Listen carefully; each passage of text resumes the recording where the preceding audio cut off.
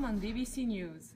I'm sure you've heard about the tragic death of renowned whale trainer at SeaWorld after being drawn and pulled to the bottom of the pool by the whale.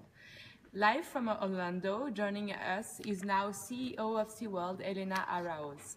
Elena, I'm so sorry about the loss of one of your colleagues. Yes, it really is. We're still in a state of shock.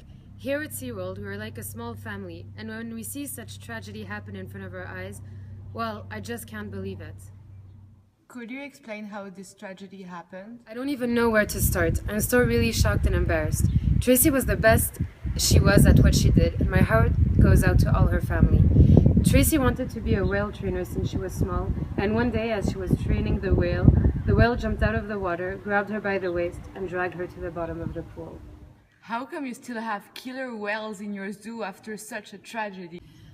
The reason why we have animals such as the killer whale and other big animals is primarily to save them from the endangered world they live in now. And even though they live in a confined space compared to their natural habitat, it is a way to educate others about how to train animals and the functioning of whales. By putting them in such confined spaces, this is quite aggressive and will agitate the animal. Is it worth the risk to continue doing so, even if you want to educate people? Are you doing something unnatural, and is it worth the risk? Yes, I think it is still worth the risk. Let me remind you that 99% of the whales we have in the zoo are born here. Also, even though this whale had problems in the past in other zoos, let me tell you it was not the whale that killed the trainer in Canada, but the trainer that should have not been jumping over the fence at night and swimming in that pool with no supervision. Now, this whale has moved to our zoo here in Orlando and killed our trainer. Again, all my heart goes out to the family, but I must say that the whale was not at fault 100%. But Elena, it killed another trainer after having killed one several years ago? Right.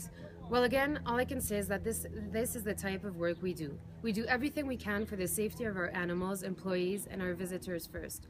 You know, nobody knows how much millions we spend at SeaWorld to train and save these whales from being endangered and for the safety of our staff. At what point do the killer whales become too big to stay in captivity? I don't know actually. Some people say they know what the whales are thinking, but that is impossible. I don't know what the whale is thinking. I don't know what stresses a whale. All I know is that here at SeaWorld we care for our animals and employees more than anything.